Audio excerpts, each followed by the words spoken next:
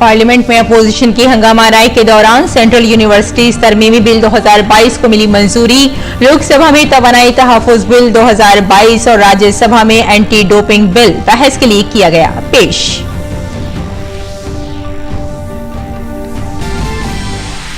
हर घर तिरंगा अभियान के तहत लाल किले से पार्लियामेंट तक तिरंगा बाइक रैली मुनाकिद। नायब सदर जमहूरिया वेंकैया नायडू ने रैली को हरी झंडी दिखाकर किया रवाना। मुल्क के कई हिस्सों से अराकीन पार्लियामान की शिरकत। मुहिम के दौरान अपोजिशन की अदम मौजूदगी। शिवसेना होगी किसकी? आज सुप्रीम कोर्ट में नहीं हो पाया साफ। कल दोबारा होगी समाअत। शिंदे और उद्धव ठाकरे के वकील ने अपने किए दलाइल पेश। 30 अफगान सिखों का जत्था पहुंचा दिल्ली पहुंचकर सिखों ने वजीर आजम नरेंद्र मोदी से किया शुक्रिया का इजहार। तालिबान के दौरे हुकूमत में मजहबी अक़लियतों पर बढ़ रहे हैं मजालिम, मुसलसल जारी नक़्ल मकानी।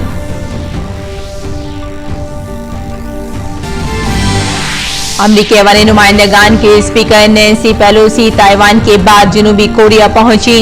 रवानगी से कबल पेलोसी ने ताइवान के लिए अमरीका के अज़्म का किया इयादा।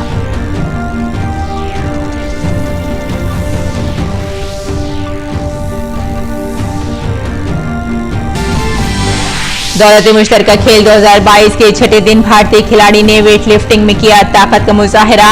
वेट लिफ्टर लवप्रीत सिंह ने जीता कांसे का तमगा। भारत को अब तक मजमूई तौर पर मिले 14 तमगे।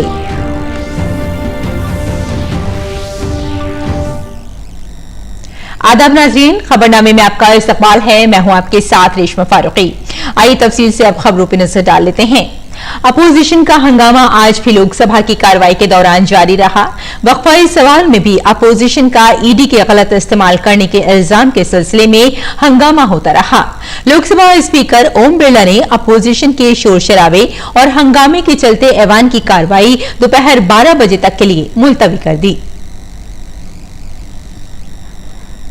ऐवान की कार्रवाई दोबारा शुरू होने पर लोकसभा में तवानाई के तहफ़्फ़ुज़ का तरमीमी बिल 2022 पेश किया गया। एनर्जी कंजर्वेशन अमेंडमेंट बिल 2022 को मरकजी वजीर तवानाई आरके सिंह ने ऐवान में बहस और मंजूरी के लिए पेश किया, लेकिन बहस शुरू होने से पहले ही अपोजिशन के हंगामे के चलते ऐवान की कार्रवाई दोबारा 2 बजे तक के लिए मुलतवी कर दी गई। इस बिल का मकसद काबिल तजदीद तवानाई को बढ़ावा देना और भारत के कार्बन के अखराज को कम करना है। वहीं छिटपुर हंगामा राय के दौरान राज्यसभा की कार्रवाई जारी रही।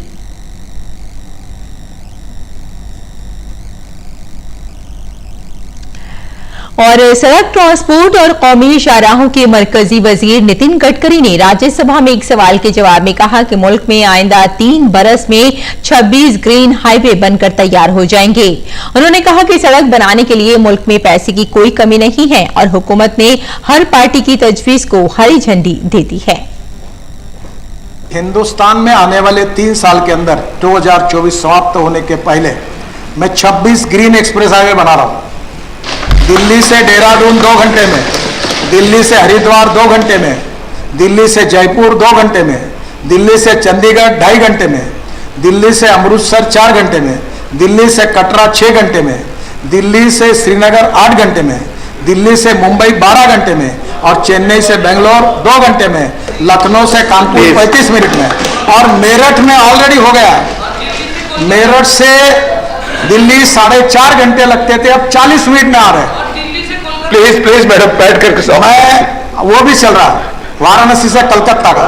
तो सर मैं आपको इतना बता रहा हूं, 26 ग्रीन हाईवे बना रहे नरेंद्र मोदी जी के नेतृत्व में 2024 समाप्त होने के पहले हिंदुस्तान का रोड इंफ्रास्ट्रक्चर अमेरिका के बराबर होगा, ये वचन देता हूं।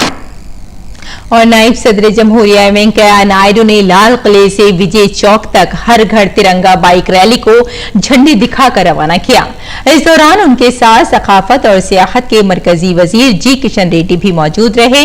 तिरंगा यात्रा लाल किले से शुरू होकर विजय चौक तक आई। मुल्क आजादी की 75वीं सालगिरह को आजादी के अमृत महोत्सव की शक्ल में मना रहा है। वजीर आजम नरेंद्र मोदी ने मुल्क के शहरियों को हर घर तिरंगा मुहिम से मुंसलिक होने के लिए कहा। मुल्क के मुख्तलिफ हिस्सों में तिरंगा रैली निकाली जा रही है। नायब सदर जमहूरिया वेंकैया नायडू ने इस मौके पर कहा कि मुल्क की यकजहती के लिए जिन अजीम शख्सियात ने कुर्बानियां दी हैं, उन्हें हमें याद रखना है।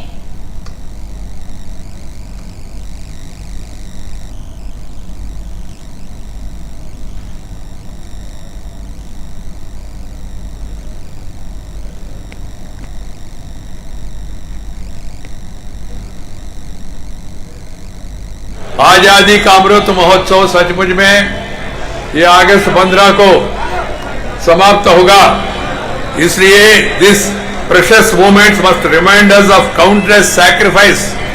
देश का एकता के लिए, आजादी के लिए जो महानुभावों ने कुर्बानी दिया, अपना जीवन त्याग किया, इन महानुभावों का हम सब लोग इस समय पे याद रखना है और याद करना है और हमारा बच्चों को याद दिलाना है। मरकजी वजीर अनुराग सिंह ठाकुर ने कहा कि तिरंगा चंद गज कपड़ा नहीं, बल्कि तिरंगे की ताकत 130 करोड़ भारतीयों को मुत्तहिद करने की है। उन्होंने कहा कि आइंदा नस्लों को ये पैगाम दिया जा रहा है कि हम सब भारत को मुत्तहिद रखेंगे, भारत को आगे बढ़ाएंगे और भारत को मजीद मजबूत और ताकतवर बनाएंगे। के युवा जोश को दिखाती है तिरंगा यात्रा, एक और संदेश देती है कि आज की पीढ़ी प्रणाम करती है, सच्ची श्रद्धांजलि देती है स्वतंत्रता सेनानियों को जिन्होंने भारत को आजादी दिलाई थी, और ये विश्वास दिलाती है कि हम देश की एकता अखंडता बनाए रखने के लिए एकजुट रहेंगे, देश को आगे बढ़ाएंगे और तिरंगे की आन बान शान को बनाए रखेंगे। ये भी विश्वास दिलाते हैं कि ये जो तिरंगा है ये चंद गज का कपड़ा नहीं, तिरंगा 130 करोड़ भारतीयों को एकजुट रखता है। मरकजी वजीर स्मृति ईरानी ने कहा कि वजीर आजम की पुरजोर अपील है कि आइंदा 25 बरस अज़ाइम से पुर हों, फर्ज शनासी के जज्बे से सरशार हों और हर भारतीय की उम्मीदों पर ये खरे उतरें। प्रधानमंत्री जी के आह्वान पर राष्ट्र का हर नागरिक इस बात का उत्सव मना रहा है कि एक तरफ हिंदुस्तान 75 साल आज़ादी के एक उत्सव के रूप में मना रहा है, दूसरी ओर प्रधानमंत्री जी का आह्वान है कि आगामी 25 साल संकल्पों से भरा हो, कर्तव्य निष्ठा से भरपूर हो और अपेक्षाओं पे हर हिंदुस्तानी के खरा उतरे। ये प्रयास हम सब हिंदुस्तानियों का, भारतीयों का हो। मरकजी वजीर गिरिराज सिंह ने कहा कि मुल्क आजादी की 75वीं सालगिरह को आजादी का अमृत महोत्सव के तौर पर मना रहा है। हर घर तिरंगा मुहिम के जरिए हम आजादी के अमृत महोत्सव को एक त्योहार के तौर पर मना रहे हैं।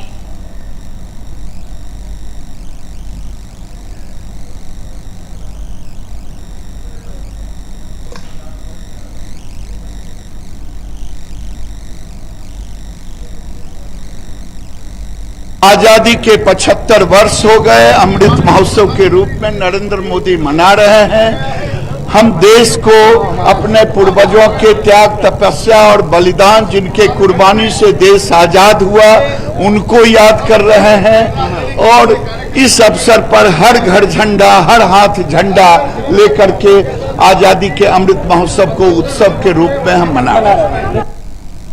मरकजी सकाफत और सियाहत के वजीर जे किशन रेड्डी ने कहा कि तिरंगा यात्रा लाल किले से विजय चौक तक जाना मुल्क के लिए बाइसे फख्र है, जिससे हर घर तक तिरंगा मुहिम को तक़वियत मिलेगी। तिरंगा यात्रा सांसदों का, मंत्रियों का, केंद्र सरकार की ओर से राजनीतिक पार्टी से उठकर ये कार्यक्रम हुआ है।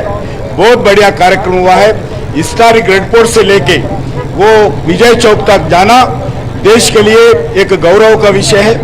ये साल 15 अगस्त को जो देश भर में हर घर तिरंगा का कार्यक्रम होना, उसको सफल बनाने के लिए सभी लोगों से मैं प्रार्थना करता हूं, इस कार्यक्रम को सफल बनाइए।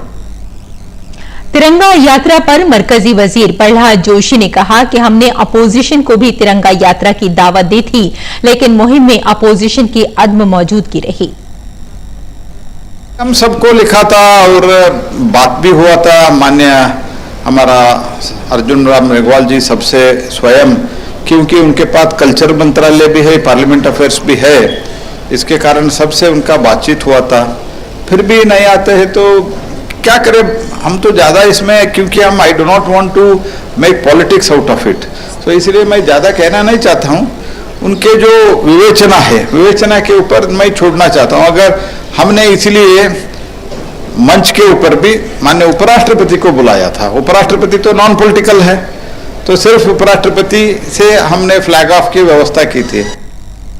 आजादी का अमृत महोत्सव के मौके पर लाल किला से इंडिया गेट तक तिरंगा यात्रा निकाली गई, जिसमें मुतादिद रंग देखने को मिले। उमूमन गाड़ियों में सफर करने वाले लीडरों ने मोटरसाइकिल पर सवार होकर तिरंगे का एहतराम किया।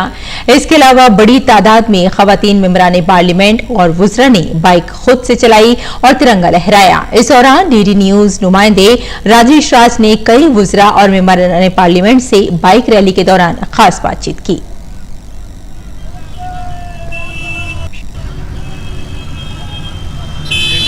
रास्ता लेंगे वो अपने आप ही हम मिलेंगे। यात्रा में डीडी न्यूज की पूरी टीम भी शामिल हो रही है। मैं खुद एक बाइक पर सवार हूं और हमारी दाहिनी तरफ आप देख रहे होंगे देश के सूचना और प्रसारण पूर्व राज्य मंत्री जो हैं राज्यवर्धन सिंह राठौर, जो भारतीय जनता पार्टी के प्रवक्ता हैं, वो स्वयं मोटरसाइकिल पर सवार है, जो ये बताता है कि देश का नौजवान तिरंगे का कितना सम्मान करता है। आज प्रधानमंत्री जी के आह्वान से ये तिरंगा जो सरकारी दफ्तरों तक सीमित रह जाता था, कुछ लोगों तक सीमित रह जाता था, आज ये देश के गांव-गांव में हर गरीब के घर पे, हर महिला, हर युवा के पास होगा, हर घर पे तिरंगा लहराएगा। और हर भारतीय जो देशभक्त होता है वो तिरंगे को देखते ही उसका सीना चौड़ा हो जाता है। तो आज ये आजादी का पर्व सही त्योहार के रूप में बनाया जा रहा है। आज ये तिरंगे की जो रैली निकल रही है, जो जोश और जज्बा है, ये पूरे देश के अंदर इसका जोश पूरे देश में फैलेगा। हर पीढ़ी के जो नौजवान हैं वो इसको सेलिब्रेट कर रहे हैं। मैं देश की जनता से हाथ जोड़ करके अनुरोध करती हूँ कि 13 तारीख से 15 तक का जो आज़ादी का जश्न है उसको घर घर में तिरंगा फैला करके और उस ध्वज को सलूट करके 15 तारीख तक मनाएं। दर्शना जरदोस आप देख सकते हैं कि बाइक पर कैसे ये सवार है और अर्जुन राम मेघवाल दो केंद्रीय मंत्रियों से आपको सीधे रूबरू कराते हैं। आज लाल किले से विजय तो आना वो ही गर्व की बात है, जो प्रधानमंत्री जी के आह्वान पे हर घर तिरंगा का अभियान जिसकी शुरुआत हम लोगों ने करी है, युवाओं को, महिलाओं को, हर एक जो भारत देश के जितने भी नागरिक है इसको अपने घर पे तिरंगा लहराना है। प्रधानमंत्री जी ने जो आह्वान किया है उसके आधार पर सबसे अपील करना चाहता हूं कि 13 से 15 अगस्त 2022 तक प्रत्येक नागरिक अपने घर पे झंडा फहराए।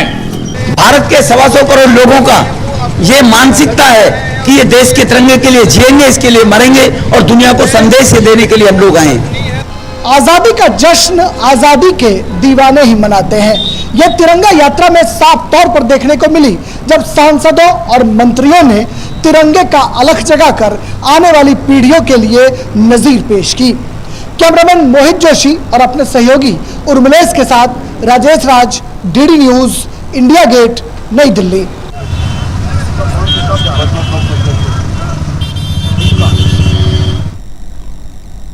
तिरंगा बाइक रैली में फनकारों ने भी बाइक पर हाथ आजमाए। भोजपुरी फिल्मों के star member parliament Dinesh Lal Yadav Neeru हुआ जहां बाइक रैली पर सवार नजर आए, तो बीजेपी मेंबर पार्लियामेंट और मशहूर भोजपुरी गुलकार मनोज तिवारी ने अपने अंदाज में डीडी न्यूज से गुफ्तगू की।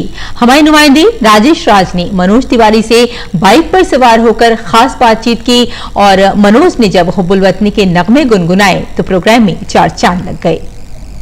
मैं पूरे देश को एक कविता के मार्फत कहना चाहता हूं कि देश प्रेमियों भारत से प्यार करो, देश प्रेमियों, देश प्रेमियों तिरंगे से प्यार करो, देश प्रेमियों। हर घर तिरंगा, घर घर तिरंगा, हर घर तिरंगा, घर घर तिरंगा। नरेंद्र मोदी जी के इस आह्वान को घर घर लेके जाना है। हमने तिरंगा लगा लिया है, आप भी लगा लो। आपको हम आजादी के अमृत महोत्सव पे नमन करते हैं। क्या लगता है कि आजादी का अमृत महोत्सव मनाने का जो ऐलान प्रधानमंत्री मोदी ने किया, ये आने वाली पीढ़ियों को, आज की पीढ़ियों को इसके महत्व से रूबरू कराने 100% कराएगी। वैसे हमें विश्वास है हमारे देश का युवा, हमारे देश का लोग इस तिरंगे की शान के लिए कुछ किसी स्तर तक जा सकता है, लेकिन नरेंद्र मोदी जी ने इनिशिएटिव लगा करके बहुत बड़ा एक अभियान दिया है। मनोज तिवारी जो सीनियर स्टार है, अब कहीं ना कहीं तिरंगे को हाथ में लिए मोटरसाइकिल पर सवार होकर वो सांस्कृतिक पुनर्जागरण कर रहे हैं। कैमरामैन मोहित जोशी के साथ Rajesh Raj, DD news, India gate, Delhi. और आइए कुछ और खबरों का रुख करते हैं। एनफोर्समेंट डायरेक्टोरेट झारखंड के वजीर आला हेमंत सोरेन के मीडिया मुशीर अभिषेक प्रसाद उर्फ पिंटू से पूछगछ कर रहा है। ये पूछगछ कानकनी घोटाले से मुतालिक केस के सिलसिले में की जा रही है। रियासत में गैर कानूनी कानकनी और रिश्वत के मामले में ईडी के रडार पर बहुत से लोग हैं। काबिल जिक्र है कि जुलाई में ही हेमंत सोरेन के करीबी साथी पंकज मिश्रा को भी गिरफ्तार करके पूछगछ की गई थी। और सदर जमहूरिया द्रौपदी मुर्मू ने आज सुरेश एन पटेल को सेंट्रल विजिलेंस कमिश्नर के ओहदे का हलफ दिलाया। अब तक वो कारगुजार चीफ विजिलेंस कमिश्नर के तौर पर काम कर रहे थे। हलफ बर्दारी की तकरीब में वजीर आजम नरेंद्र मोदी, मरकजी वुज़रा डॉक्टर जितेंद्र सिंह, किरण रिजिजू और राज्यसभा में अपोजिशन लीडर मल्लिकार्जुन खड़गे मौजूद थे।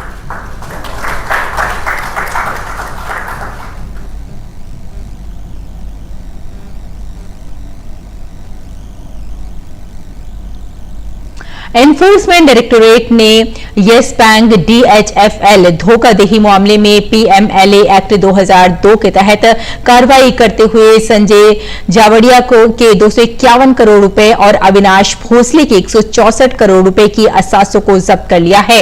अब तक कुल 1827 करोड़ रुपए के असासे जात मुंसलिक हैं। अविनाश भोसले पुणे में मुकीम एक बड़े बिल्डर हैं और उन्हें रियल एस्टेट का बादशाह समझा जाता है। और संजय जावड़िया रेडीज ग्रुप के चेयरमैन भी हैं। काबिल जिक्र है कि येस बैंक से कर्ज लेने का मामला 2018 में सामने आया था।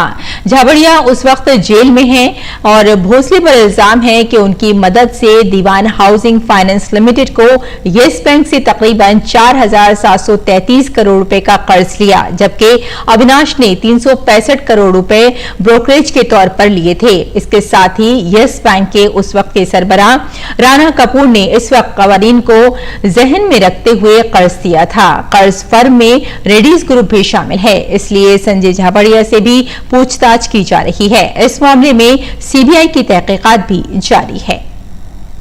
उद्धव ठाकरे ग्रुप और एकनाथ शिंदे ग्रुप के दरमियान शिवसेना पर इख्तियारात के ताल्लुक से रस्साकशी जारी है। दोनों ग्रुप पार्टी पर अपना अपना हक जता रहे हैं और सूरत हाल मायूस कुन हो गई है।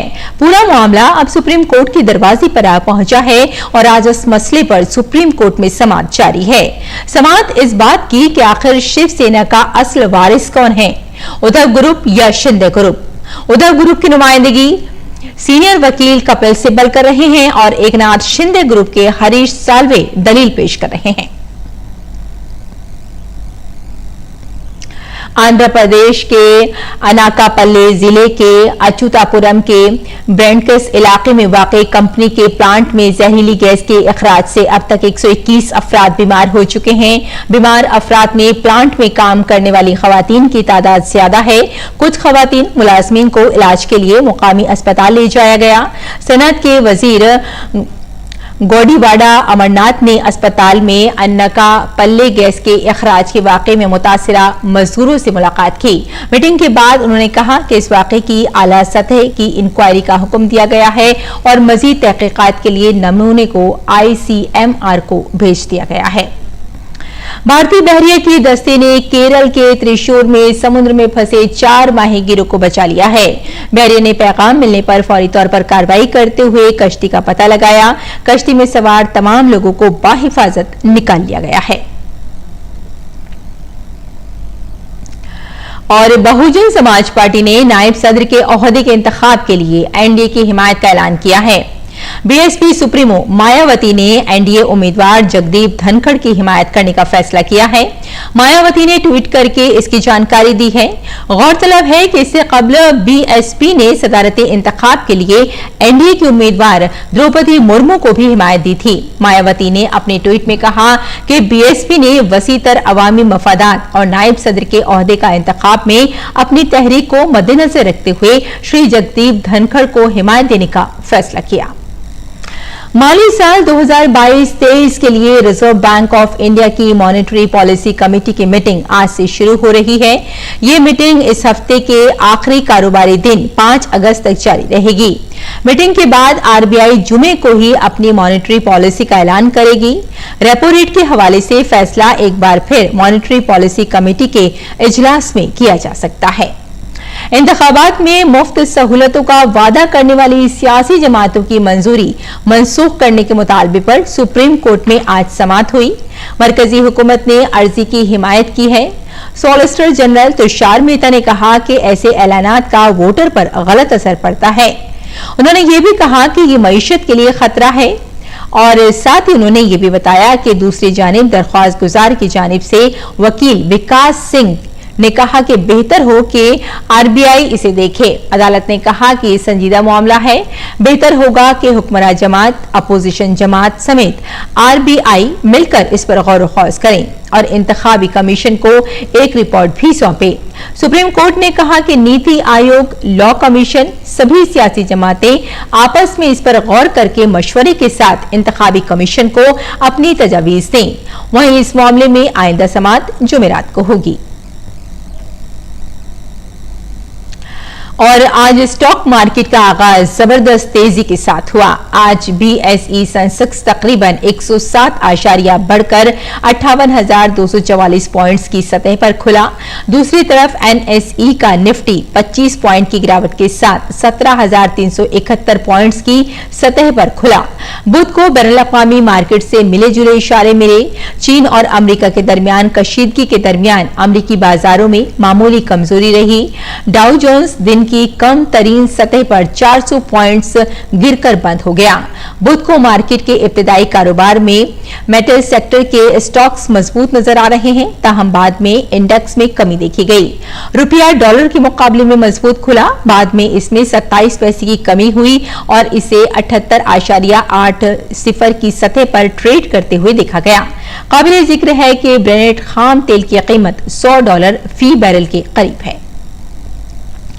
और मंकी पॉक्स के बढ़ते हुए मामलात के पेश नजर दिल्ली के लोकनायक जयप्रकाश अस्पताल में 20 आइसोलेशन कमरे, गुरु तेग बहादुर अस्पताल में 10 आइसोलेशन कमरे और डॉक्टर बाबा साहिब अंबेडकर अस्पताल में 10 आइसोलेशन कमरे रिजर्व किए गए हैं। इसके अलावा 3 निजी अस्पतालों में 10-10 आइसोलेशन कमरों का इंतजाम किया गया है, जिनमें कैलाश दीपक अस्पताल, एमडीसीटी अस्पताल, बत्रा अस्पताल और रिसर्च सेंटर तुगलकाबाद शामिल हैं।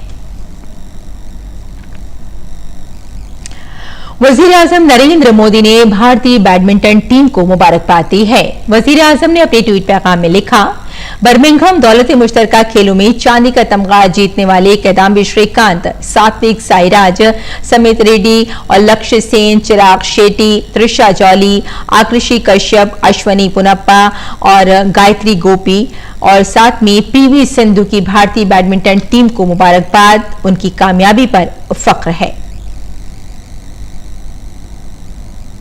वजीर आजम ने एक दीगर ट्वीट पैगाम में लिखा कि बैडमिंटन भारत में इंतहाई काबिल तहसीन खेलों में से एक है। दौलत मुश्तरका खेलों में चांदी का तमगा मिलने से इस खेल को और ज्यादा मकबूल बनाने और आने वाले वक्त में ज्यादा से ज्यादा लोगों को रागिब करने में मदद करेगा। अफगानिस्तान में बढ़ते हुए मजहबी मजालिम की वजह से तकरीबन 30 सिखों का एक ग्रुप आज काबुल से भारत पहुंचा। भारत वापस आने वाले सिखों ने मोदी सरकार का शुक्रिया अदा करते हुए कहा कि अगर भारतीय हुकूमत ताउन न करती तो वहां से बाहिफाजत यहां पहुंचना मुश्किल था। अफगानिस्तान में तालिबान के इख्तिदार संभालने के बाद से मजहबी अक़लियतों समेत सिख बिरादरी को बार बार तशद्दुद का निशाना बनाया जा रहा है। भारतीय वर्ल्ड फोरम और हुकूमत हिंद के ताउन से वहां से परेशान हाल अफगान अक़लियतों, हिंदुओं और सिखों को निकालने का काम किया जा रहा है। मोदी का, सरकार का, धन्यवाद है प्रबंधक कमेटी का, पंजाब का, अमृतसर का, सारों का। बस बहुत मजबूरी है ना, गुरुद्वारा चले गए, आ गया गुरुद्वारा, आ गया, अच्छा आ गया, खत्म गुरुद्वारा खत्म हो गया, उधर सब लोग रह गया, सब लोग कर भी रहे। शतरंज ओलंपियाड 2022 में नौजवान भारतीय ग्रैंड मास्टर डी गोकेश ने 5वें मरहले में शानदार खेल का मुजाहिरा करते हुए आलमी चैंपियनशिप के साबिक चैलेंजर एलेक्सी श्रोव को हरा दिया है, जिससे भारत बी टीम ने चौथी सेट याफ्ता स्पेन को 2-5, 1-5 से शिकस्त दी। टूर्नामेंट के ओपन जुमरे में भारत बी टीम की ये मुसलसल 5वीं जीत है। वहीं ओपन जुमरे में भारत ए टीम ने रोमानिया के खिलाफ 2-5, 1-5 से जीत दर्ज की, जबकि भारत सी टीम ने क्रोएशिया के इतने ही फर्क से हरा दिया है। दूसरी तरफ खवातीन जुमरे में भारत ए टीम का जबरदस्त मुजाहिरा जारी है। भारत ए टीम ने फ्रांस को 2-5, 1-5 के फर्क से हराकर लगातार 5वीं जीत दर्ज करने में कामयाबी हासिल की है।